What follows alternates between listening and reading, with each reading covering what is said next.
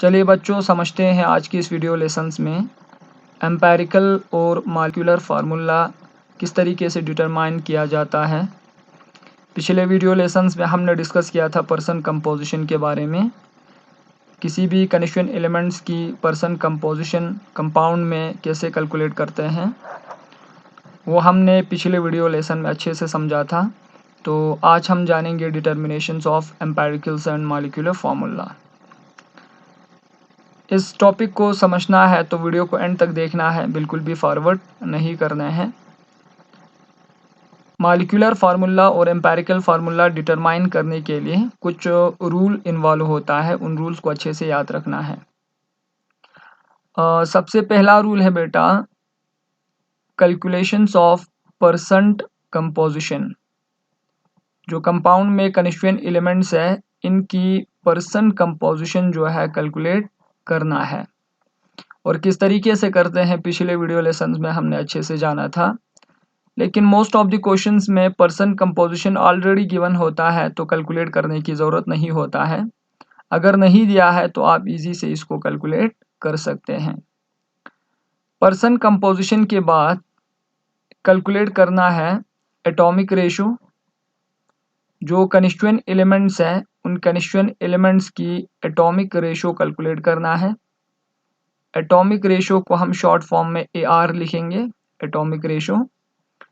और किसी भी कन्स्टिट्यूएंट एलिमेंट्स की एटॉमिक रेशो कैलकुलेट करना है तो सबसे पहले जो पहला स्टेप में पर्सन कंपोजिशन दिया है, इसी percent composition of constituent element, percent जो कंपोजिशन है कन्स्टिट्यूएंट एलिमेंट्स का, उसको डिवाइड करने हैं उसी एलिमेंट की एटॉमिक वेट से।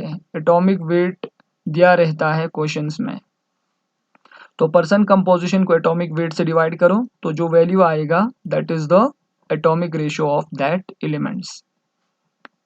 इस पूरे रूल को हम एग्जाम्पल के थ्रू अच्छे से समझ सकते हैं, तो हम यहाँ पर एग्जाम्पल भी साथ साथ में डिस्कस करेंगे। एक क्वेश्चन है और उस क्वेश्चन में एक कंपाउंड दिया है, कंपाउंड का नाम है मोथबाल। मोथबाल और मोथबाल में दो कन्स्टिट्यूएंट एलिमेंट से बना है, एक कार्बन है और दूसरा हाइड्रोजन है। कार्बन की पर्सन कंपोजिशंस 93.71% दिया है और हाइड्रोजन की पर्सन कंपोजिशन 6.29% दिया है। And also the molar mass of mothball is 128 grams per mole, means molar mass भी दिया है। Atomic weight of carbon is 12 and hydrogen is 1, ये आप लोगों को पता है। तो पहले हम पर्सन कंपोजिशन कैलकुलेट करेंगे कार्बन की। तो पर्सन कंपोजिशन दिया है तो एटॉमिक रेशियो कैलकुलेट करेंगे। Atomic ratio of carbon is equal to, percent composition 93.7 है तो पर्सन कंपोजिशन को डिवाइड करने हैं 93.71, इसको डिवाइड कर दो। एटॉमिक वेट ऑफ कार्बन 12 है। 93.71 को अगर आप डिवाइड करते हैं तो ये बराबर आएगा 7.80 एटॉमिक रेशो है कार्बन की। इस प्रकार से आपको एटॉमिक रेशो कैलकुलेट करना है। एटॉमिक रेशो ऑफ हाइड्रोजन, दूसरे कन्स्टिट्यूएंट एलिमेंट्स का भी एटॉमिक रेशो कैलकुलेट करना है। हाइड्रोजन का एटॉमिक रेशो आप कैलकुलेट करने के लिए पर्सन कंपोजिशन दिया है दैट इज 6.29 और एटॉमिक वेट 1 होता है, डिवाइड कर दो तो 6.29 आएंगे। सेकंड स्टेप में आपको क्या करना है, ये थर्ड स्टेप में आपको करना है calculations of simple atomic ratio. Simple atomic ratio, तो सिंपल एटॉमिक रेशो आपको कैलकुलेट करना है। Simple atomic ratio, simple atomic ratio कैसे कैलकुलेट करते हैं देखो, इसको हम शॉर्ट फॉर्म में SAR लिखेंगे, simple atomic ratio.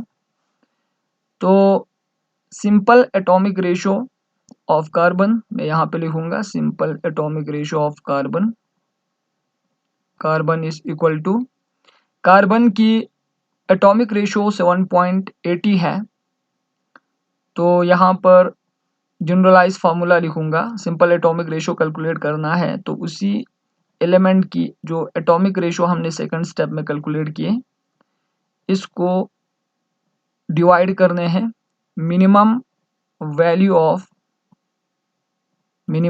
Of atomic ratio से, एटॉमिक रेशो, इससे हमको क्या करना है, कैलकुलेट करना है। इस तरीके से आप सिंपल एटॉमिक रेशो कैलकुलेट कर सकते हैं। एटॉमिक रेशो को minimum value of atomic ratio से डिवाइड करने हैं।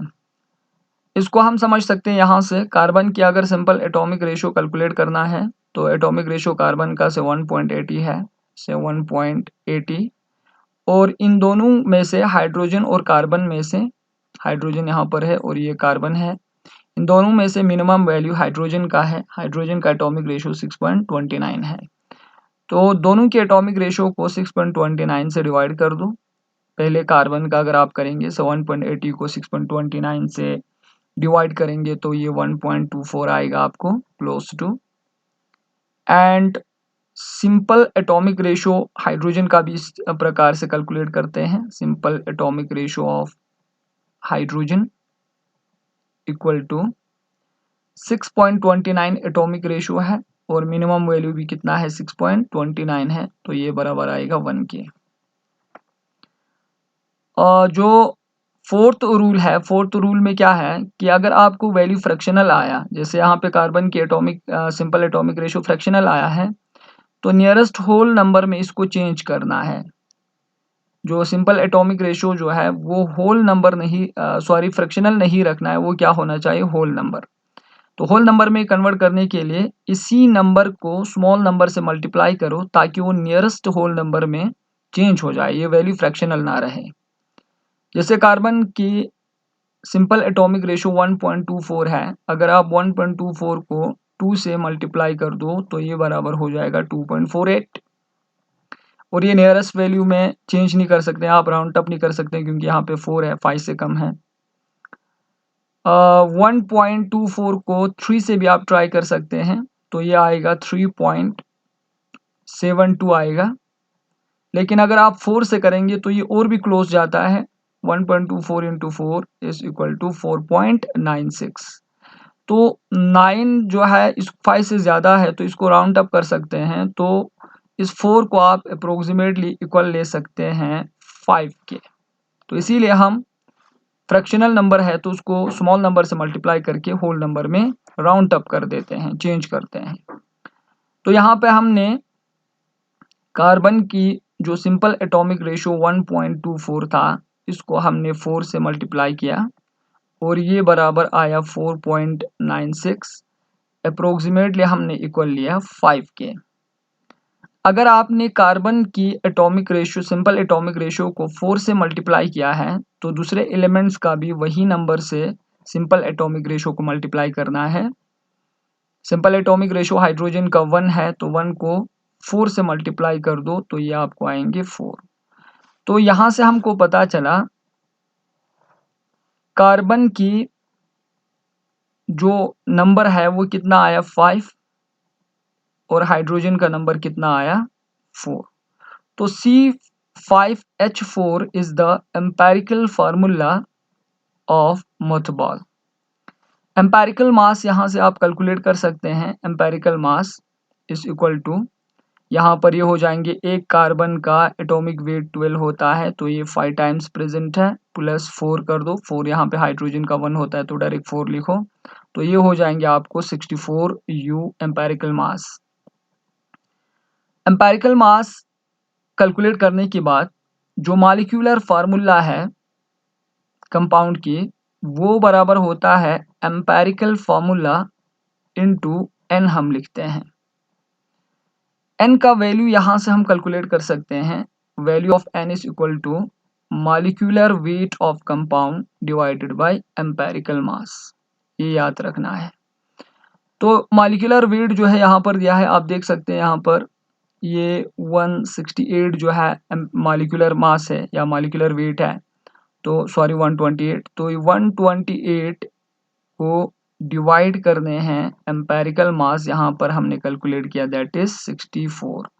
तो ये बराबर आएंगे 64 1 जा 64, 64 2 जा कितना हो जाएंगे 128 दैट इज 2। तो यहाँ पर एम्पेरिकल फार्मूला C5H4 थे, इसको मल्टीप्लाई कर दो 2 से, तो ये आएगा C10, 2 5 जा 10 आएंगे, और H कितना आएगा 2 4 जा 8। So C10H8 is the molecular formula of mothball. इस तरीके से हम एम्पेरिकल और मॉलिक्यूलर फार्मूला किसी भी कंपाउंड का जो है डिटरमाइन करते हैं।